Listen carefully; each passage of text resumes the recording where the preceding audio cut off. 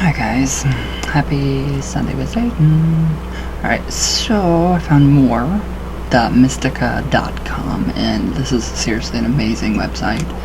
So this is Adam and Lilith again, but it is the Thanatos and the resurrection of the archetypal goddess. So we've already learned how important Lilith is to God, to fulfilling or completing what God is. So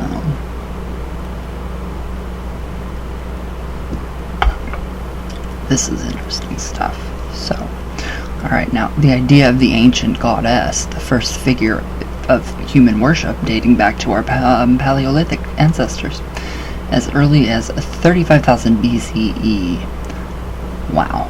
So yeah, she's old.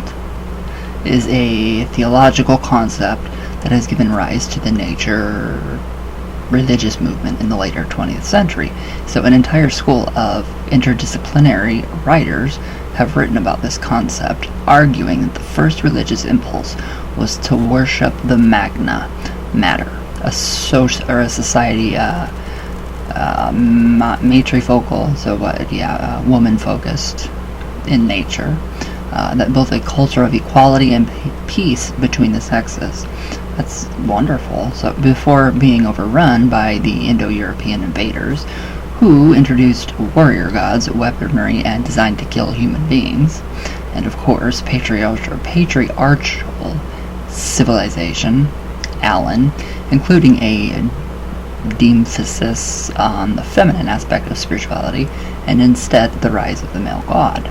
Nevertheless, the argument goes the worship of the Great Mother survived in various forms and guises right up until the medieval period, when the Catholic Church began the atrocities or the Inquisitions and made a concerted effort to stamp out every vestige of the old religion. The pros and cons of this assertion has been vigorously debated by many historians, anthropologists, thinkers, and writers, etc. Yes, and today marks, what? March 1st, 1692? Yes, so never happen again. And the POS, yeah, we don't know who the POS is. It needs to stop using witch hunt.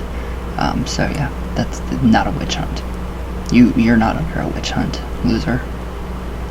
Anyways, alright, so now the purpose of this essay is not to enter into this lively debate, rather than to claim is that there is abundant mythological, historical, and archetypal evidence for the original anthropomorphic, spiritual connection of human interpretation of a divine being in dominion of both the anima and the animus. So God was seen as encapsulating both a feminine and male aspect, and the female was at least equal to the male, and perhaps even, soared to prominence in pre-Christian religious practice. So therefore, an examination of the historical evidence for goddess worship does not necessarily reveal one great mother universally worshipped by all churches in the dim recesses of prehistory. So instead, one uncovers evidence for many aspects of the divine feminine that defies stereotyping.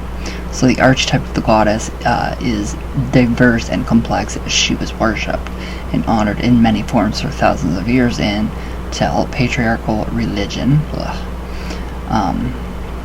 usurped the dual nature of the goddess/god and transformed the anthropomorphic conception of God entirely into a male deity, most especially in the Judeo-Christian tradition.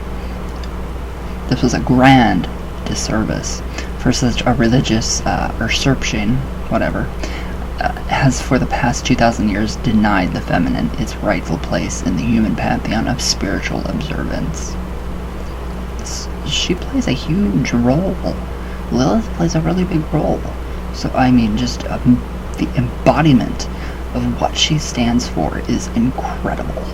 So, now arguments for a great mother goddess. Alright, so yeah. It is true that traditional witchcraft focuses more on the god aspect, it's very true, but there's still that balance. We still have that balance. We recognize that feminine energy, and we don't suppress that. So, alright, now the arguments for a great mother goddess. Now, the great mother goddess is defined as the symbol of the earth's fertility. March 1st, what is today? Not May Day. I was thinking May. May Day, not May. March 1st, whatever it is today. I don't know. So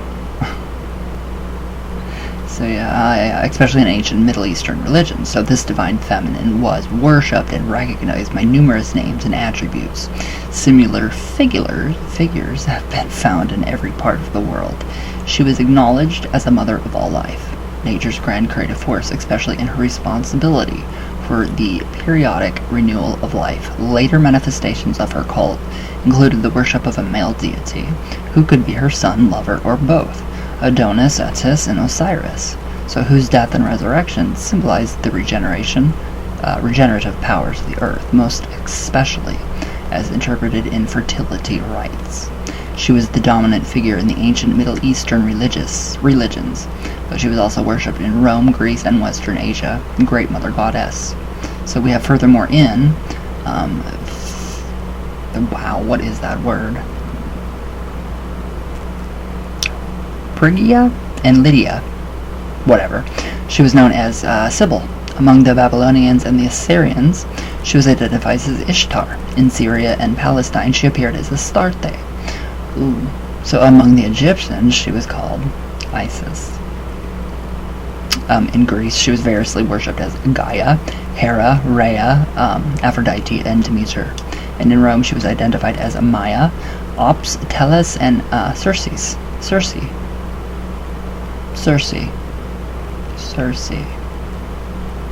Easter egg.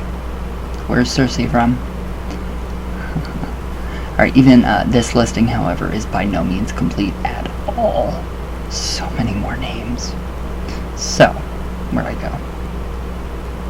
Oh, many attributes of the Virgin Mary make her the Christian equivalent of the Great Mother, particularly in her great beneficence, in her double image as Mother and Virgin, and in her Son, who is God and who dies and is resurrected, Great Mother Goddess. So, this definition, especially the former half, aptly describes the Great Goddess and her rebirth in the 19th and the 20th centuries. So several writers and thinkers have aggressively been proponents in the literature in arguing for a matriarchal, peaceful, utopian European culture that terminated the Western world until the warrior invasion into the Near East that began about 2000 BCE, when a number of Indo-Europeans group made their way into Asia Minor.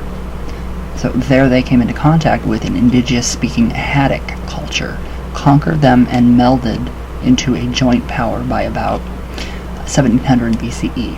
That's terrible. They brought with them their own dominant patriarchal religious institutions, especially the concept of God as a male, and eventually they overran and settled Mesopotamia, and that is Indo-European people 1 through 2. So this series of invasions, it continued for a long period of time by an aggressive race of warriors who brought with them the concept of a light and dark dichotomy. So the light symbolizing good, the dark evil, stone, and the idea of God as a male and located on a mountaintop or in the sky was firmly rooted in Western consciousness. That's sad. It is. This is pretty sad. So, then, alright, here we have an excerpt. So in the 20th century, Maria Gimbutas created a modern variation on the tradition invasions theory, the Kurgan hypothesis, in which the Indo-Europeans were a nomadic tribe in southern Russia and expanded on horseback in several waves during the 3rd millennium BC. So their expansion, it coincided with the taming of the horses, leaving agricultural signs of their presence. So they subdued the peaceful European and Neolithic farmers of Gimbutas' old Europe. As Gimbutas' views evolved, she put increasing emphasis on the patriarchal, patrilinear nature of the invading culture, sharply contrasting it with the supposedly eglaration, if not matrilinear, culture of the invaded, to a point and formulating, especially as has been claimed, feminist archaeology, culture, and religion. So, a lot, so much. I love it. Alright, so now Gimbutas also makes the powerful point that according to Charles Muses, quote, with the work of Maria Gimbutas, the religion of the goddess rests on at least as scientific a footing as the religion of God, unquote. So, in fairness, however, Gimbutas' work has been criticized, most notably from the vantage point of challenging the logic of her work. So, Terbshaw has pointed out that one of Gimbutas' major claims, the occurrence of Mother Goddess images in the Neolithic period, illustrates the preeminent position of women in society as dominant. So a view that is not, reflective of culture at any point in written history. So, citing the fact that the prevalence of a status of the Virgin Mary in pre-Reformation churches does not diminish the historical misogynic inclination of the Roman Catholic Church beyond Indiana Jones. The same type of behavior toward women is also reflected in the ancient Grecian and Roman civilizations that precede the Catholic Church, though in religious matters it does not appear that women did have a bit of more autonomy. So perhaps the most sufficient portrayal of the ancient goddess is given by Sir James Frazer in The Golden Bow, and he writes, I love this book. It is an amazing book. He is an amazing writer. When you start to read The Golden Bow, you literally are engulfed. You project, without even knowing it, into the book, and you can just see everything. It is incredible. Now this is good. Alright, now a great mother goddess, the personification of all of the reproductive energies of nature, was worshipped under different names, with the substantial similarity of myth and ritual by many peoples of Western Asia. That associated with her was a lover, or rather a series of lovers, divine yet mortal, with whom she mated year by year, their commerce being deemed essential to the propagation of animals and plants, and that the fabulous union of the divine pair was simulated, multiplied on earth by the real, though temporary union of the human sexes, as the sanctuary of the goddess, for the sake of thereby ensuring the fruitfulness of the ground and the increase of man and beast. Very, very interesting. I love it.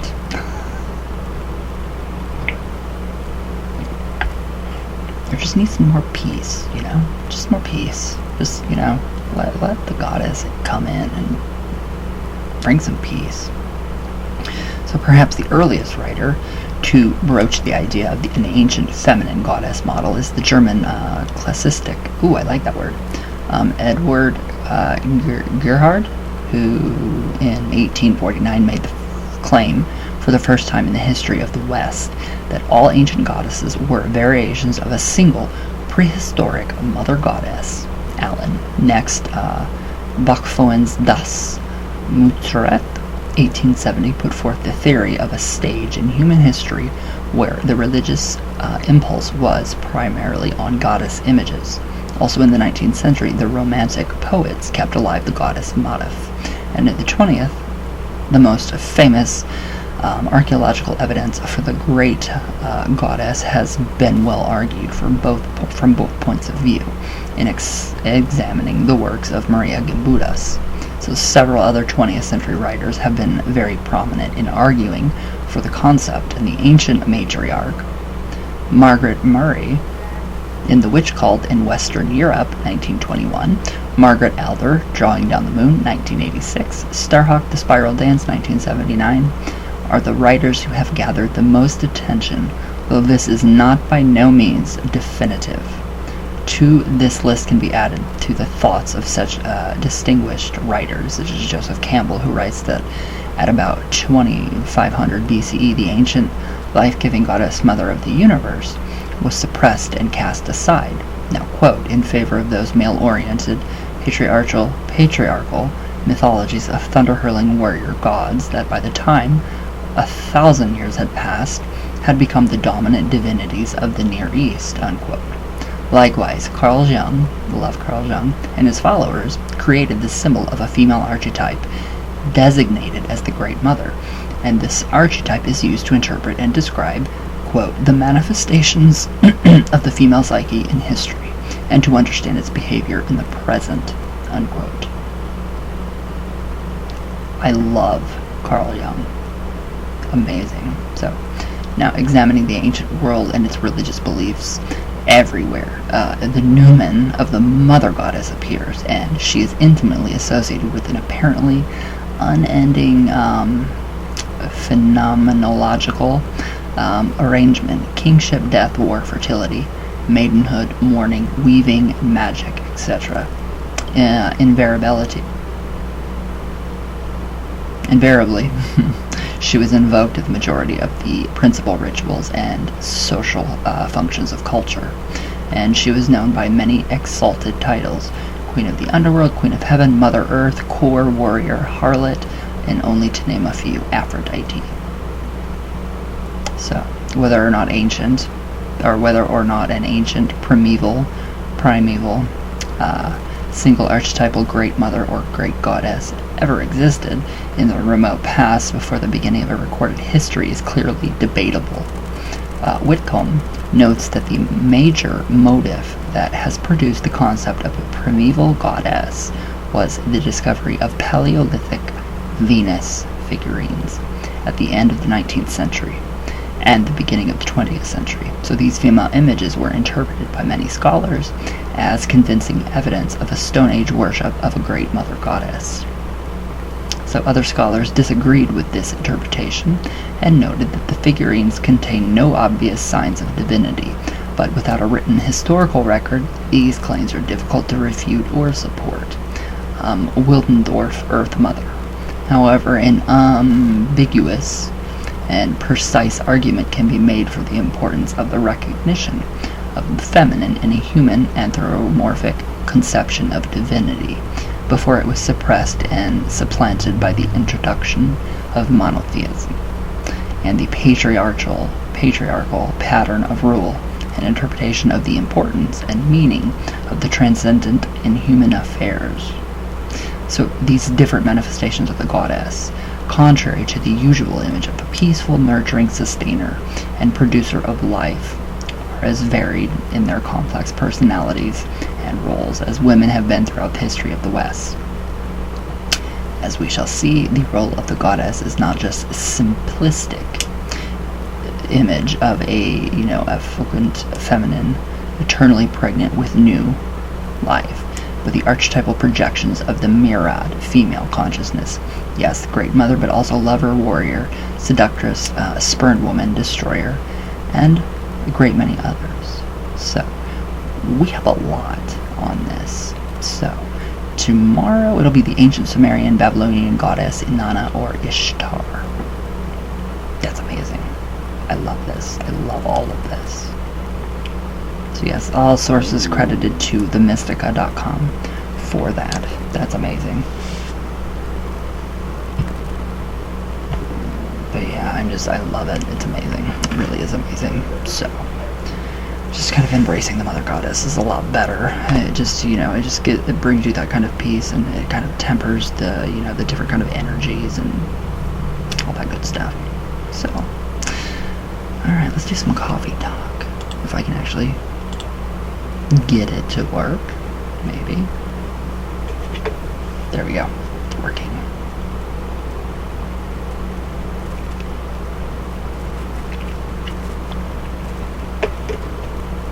Okay.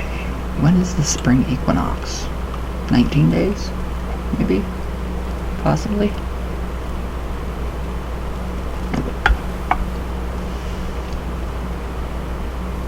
Whoa.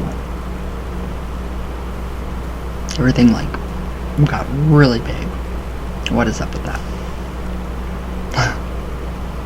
That's very strange when you're using your mouse or your touchpad, and it just starts to enlarge the whole screen. And yeah, it's like, wow, everything is huge. So okay, let's see. Again, thank you, YouTube, for filtering all of the spam and all that crap from all of these ridiculous. I mean, there are some really ridiculous comments on here. So thank you, YouTube, for keeping those, yeah, at a minimum, at $1 roar. Alright. And I love it because I don't even have to look at the likely spam or helpful review, so I like that. I really, really like that. I think it's cool. Okay. Alright, Pragdom Breaker. Hi. Don't stop there. Keep going, LOL. This was a very informative, dense video where you have to keep backtracking and paying super close attention. That's just the way I like it, and the Zohar is quite fascinating. I've always thought it's a shame people don't know these things. Yeah, it's true. I'm not done with this. I am very interested in this, very much. So, thank you. Trap Drip, I look forward to more videos. Keep it up. Would you like to be YouTube friends? Thank you for your comments. Oh god, the Zozo video. Oh jeez. X-Imer Tracks. I love this vid. Don't stop. Let's build each other up. Awesome. I like that. Okay. Kelvin. Hello. How are you? I always enjoy your videos, bro. Thank you very much. You should, your next video should be the Ouija board. I did. There is one. I'm getting ready to practice using the board right now. How is everything going? Really well? Alright. My Kristen, my sister. Alpha Draconian. Hi. Shiley Sullivan. Hello. Shout out. Shout out. It's really weird how YouTube has done the comments now. It's really... Miss Lizzie, hi. Trap County. Country, hello. Ace Hardy, hello. Becky G, hi. Reaper Shadow, Tony Garcia. I don't want to butcher your name. Volnik Kura, normal and boring. Yeah, I like that too. My J, Phoenix, J Campbell, Anthony. Maggie Moon, the Global Village Witch. Hi.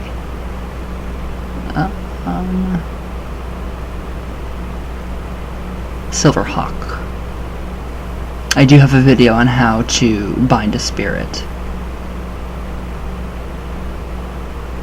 Alright. That is it for the comments because it's just it's way too much.